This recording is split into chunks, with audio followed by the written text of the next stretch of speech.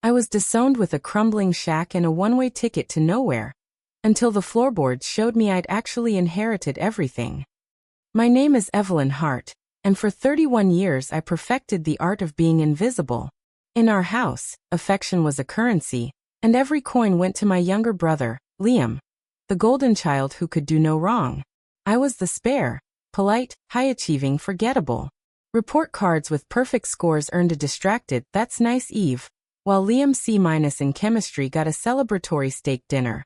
Mom would slip me an apologetic smile across the table, as if a half-second of eye contact could balance the scales. It never did. I learned early that love in our family came with spotlights, and I was always standing just outside the glow. I thought I'd found something different with Ryan. He swore my steadiness grounded him, that my quiet strength was rare. For a while I believed him. Then the comparison started. Why wasn't I more like Liam? Why didn't I network harder, dress sharper, want more? I laughed it off. I'd been trained to swallow disappointment the way other people swallow coffee. Then my parents died. The lawyer's office smelled like old paper and finality. Liam sauntered in wearing a $5,000 watch he hadn't paid for, and left with the keys to their Hamptons beach house. 6 bedrooms, ocean views, valued at $1.2 million. I got a deed to a collapsing 1940s trapper's cabin on the Kenai Peninsula. So remote the attorney actually winced when he slid the folder across the mahogany table. Liam smirked. Guess we know who Mom and Dad really trusted to carry the family name. That night Ryan didn't even let me take my coat off. He'd already heard from Liam, of course. The second I stepped inside our Brooklyn walk-up, he hurled the engagement ring across the kitchen. It pinged off a cabinet and spun like a dying coin. A fishing shack, Evelyn? Seriously? His voice cracked with disgust. I've been killing myself to build a life, and you drag me down with this? Your own parents knew you weren't worth the real estate.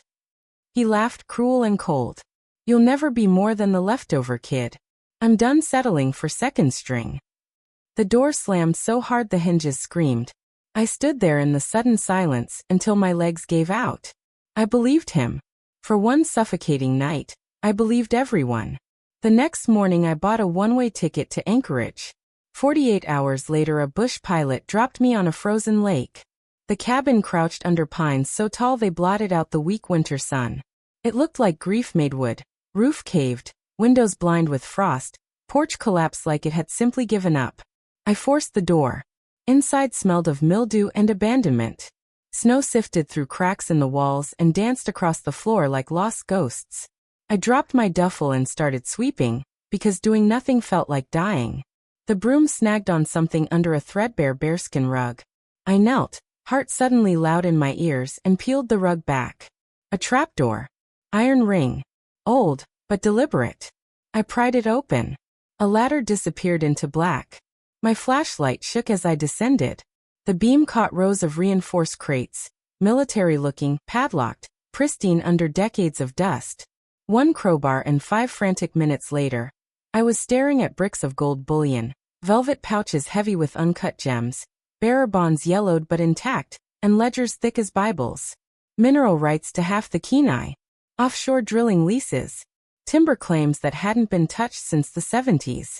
Enough to buy the Hamptons house 10 times over, and still never work again.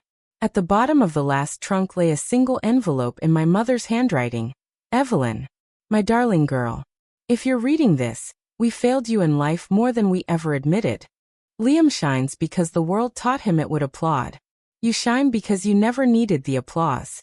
We couldn't risk him squandering what took generations to build. We needed the daughter who understands value isn't loud, it's lasting.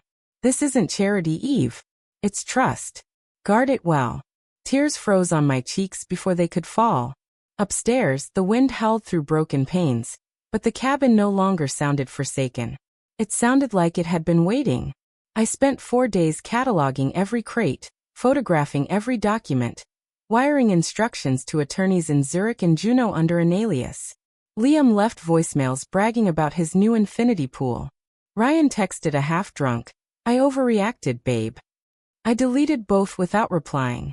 When the bush plane came back, I boarded with one small carry-on and a heart that no longer apologized for taking up space. The beach house, the ring, the old life, they're still exactly where they were.